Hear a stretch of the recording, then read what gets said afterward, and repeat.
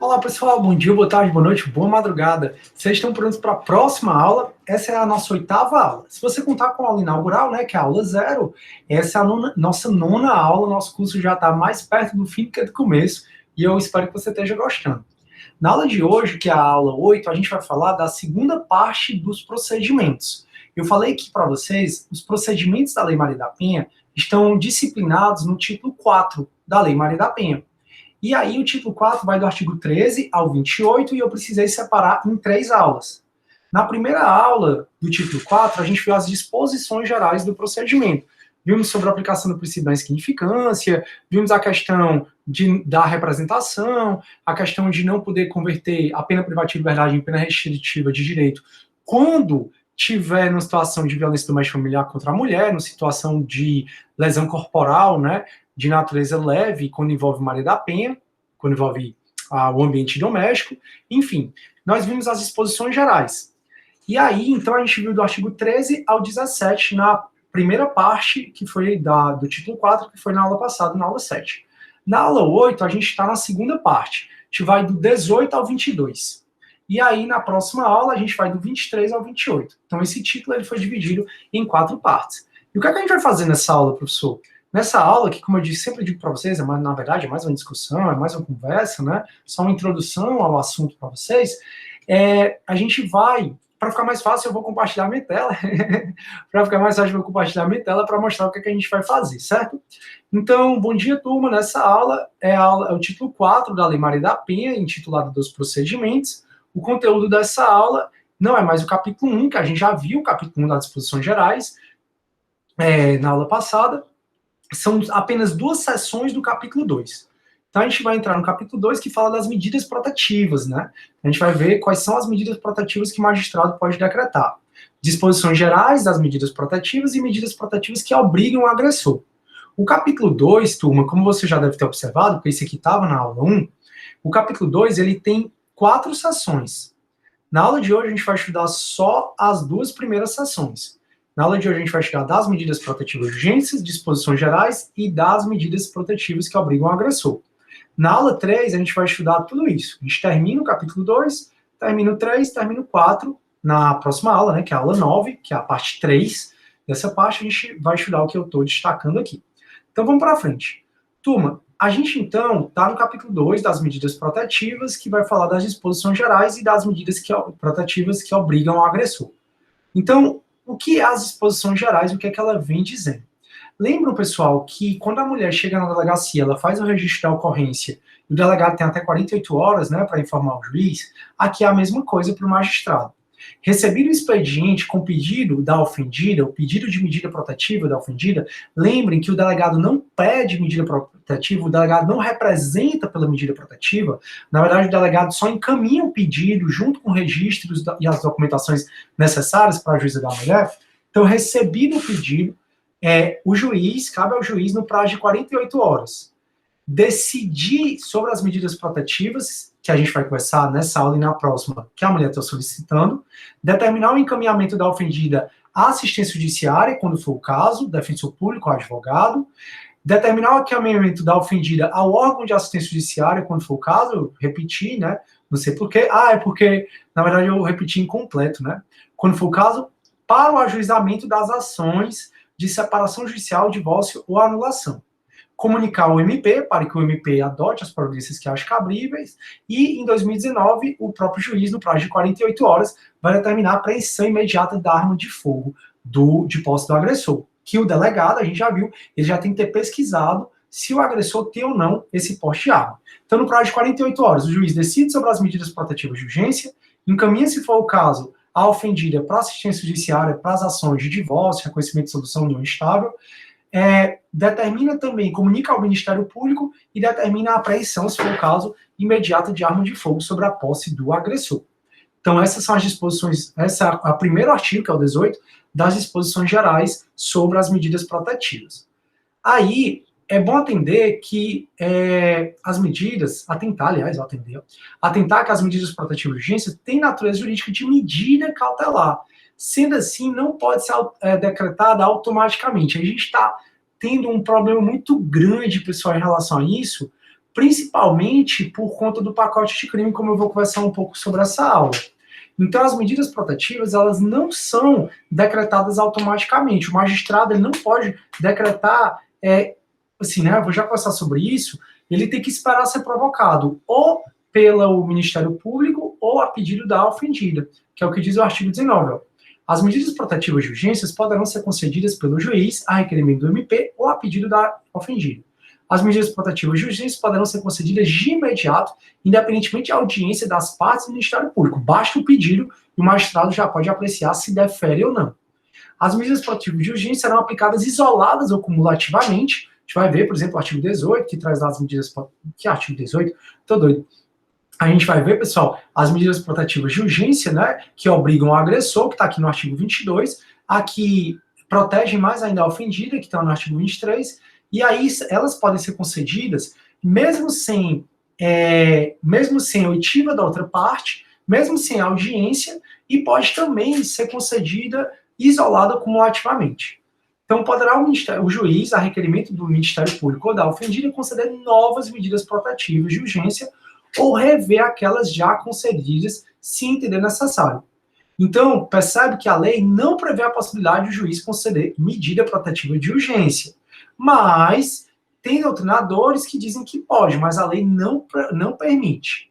Esses doutrinadores, aí foi na hora que eu disse que a gente ia voltar a falar sobre isso, eu estou falando agora, esses doutrinadores que dizem que o juiz, ele em tese poderia decretar medida protetiva de ofício, sem requerimento da ofendida ou do MP, eles estão cada vez mais com menos argumentos. Por quê? Porque veio o pacote de crime, que é a Lei 13.964 de 2019. Então, o pacote de crime é uma lei ordinária que alterou o Código Penal, o Código de Processo Penal e legislação especial. E o pacote de crime, turma, ele alterou muito o CPP. E no que ele alterou o CPP, entre outras coisas, ele alterou o fato de que o juiz não pode mais decretar medida cautelar de ofício. Então, até antigamente, até antes do pacote de crime, o magistrado que podia decretar a medida cautelar de ofício, que estava no 282, por exemplo, e ele foi reformulado, houve uma nova redação do artigo 282, e de vários pontos do CPP que dizia que o magistrado podia decretar a medida cautelar de ofício, e hoje ele não pode mais. Então, qual é a natureza jurídica das medidas protetivas da Maria da Penha? Medida cautelar. A Lei Maria da Penha já não fala que o juiz pode decretar medida protetiva de urgência de ofício. A Lei Maria da Penha não fala. Quem falava era o CPP, só que o CPP foi alterado agora em 2020, dizendo que o juiz não pode mais decretar medida cautelar de ofício. Então, realmente, a gente pode colocar que, como regra, prevalece que o magistrado não pode decretar medida protetiva de ofício, tá bom? Mas ele pode decretar, em tese, a prisão preventiva. Porque diz assim, ó, o artigo 20, em qualquer qualquer fase do inquérito policial ou da instrução criminal, caberá a prisão preventiva do agressor decretada de ofício a requerimento do MP. Então, a Lei Maria da Penha, ela autoriza a prisão preventiva de ofício, decretado pelo magistrado, quando envolver a Lei Maria da Penha. Ponto. Porque o pacote de crime, ele também alterou o 311 e o 312 do CPP, de maneira a não mais possibilitar que o magistrado possa decretar prisão preventiva de alguém de ofício. Então, até antigamente, o magistrado podia decretar prisão preventiva de ofício durante o inquérito e durante o processo.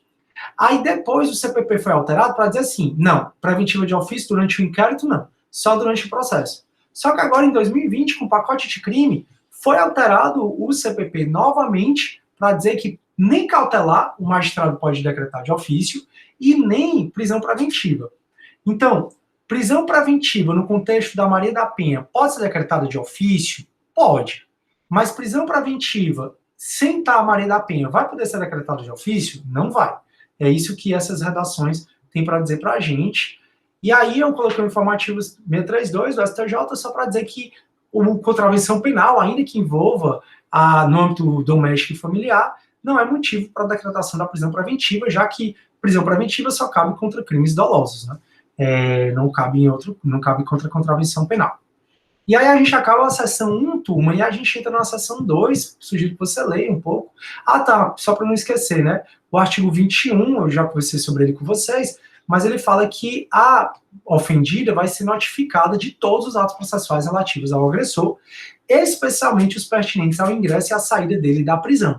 Então, como eu disse, um dos grandes trabalhos do oficial de justiça é atuar perante comunicações da Maria da Penha, e a gente faz realmente essas comunicações.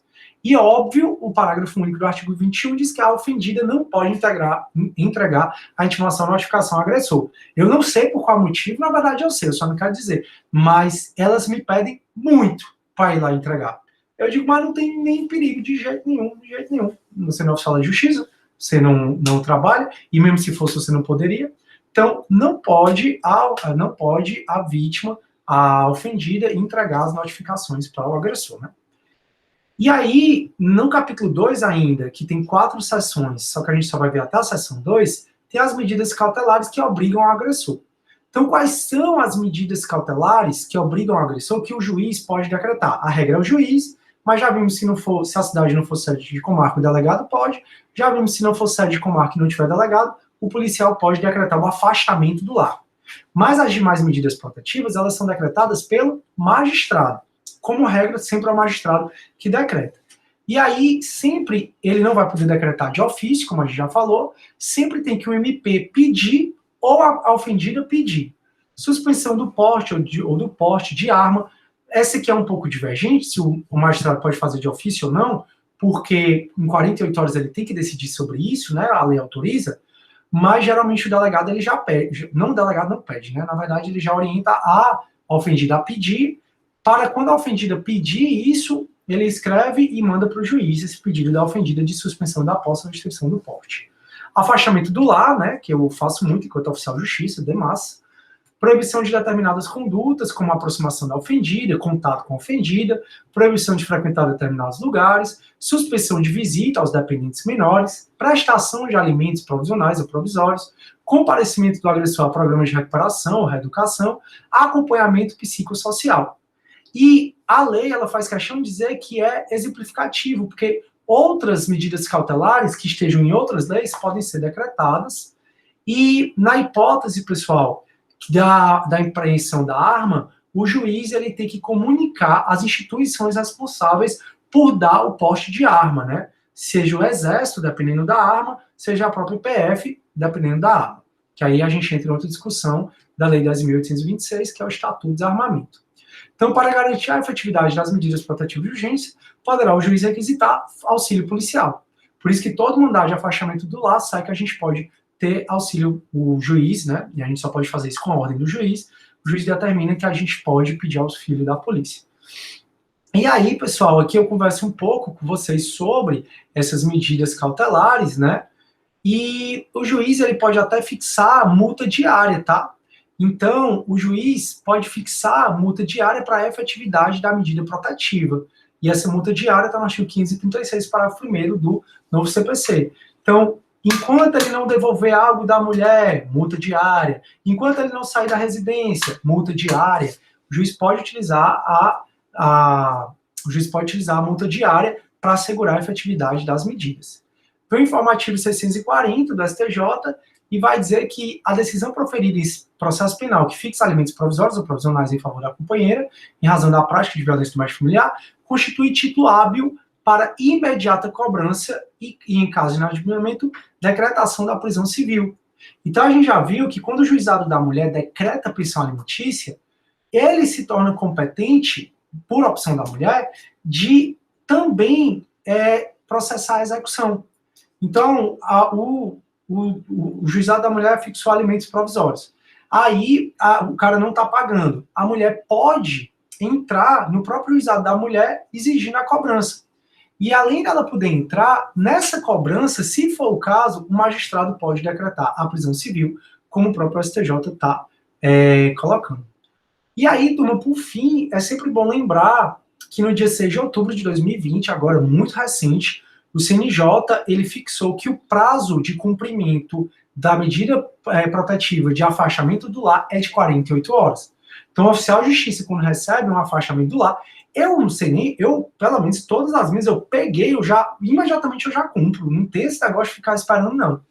Mas quando a gente recebe o prazo para a gente cumprir o afastamento do lar é de 48 horas, certo? Não tem uma resolução ainda específica, mas o CNJ já determinou isso. Tranquilo? Então é isso, turma. Essa é a nossa aula. Espero que você tenha gostado. Muito cheio de atualização, né? Muito cheio de coisa bacana que a gente conversa sobre a lei. E na próxima aula, que é a aula 9, a gente termina de falar dos procedimentos da Lei Maria da Penha. Então é isso. Vou parar minha gravação. Fiquem com Deus. A gente se vê já já. Tchau, turma.